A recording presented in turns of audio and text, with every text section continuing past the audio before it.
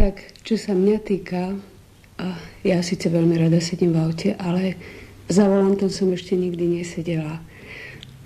Keď sedím v aute, tak prežívam určité také strachy, a to z jedného dôvodu.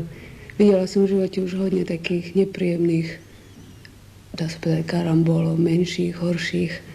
A to mi proste zabraňuje v tom, aby som si snáď niekedy v živote ten šoferák, ako sa hovorí po našom, dokázala urobiť.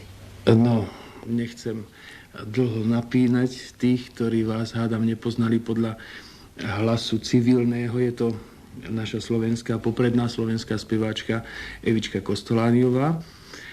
Ako chodec, čo by ste na adresu vodičov povedali? Tak v prvom rade, aby boli trošku ohľaduplní voči chodcom, aby cesta všetko, aj keď sú nie všade svetlá, aby dávali prednosť chodcovi a nehrnuli sa zákruta, nezákruta, cesta, necesta, všetko jedno, veď ja som pánom na cestách.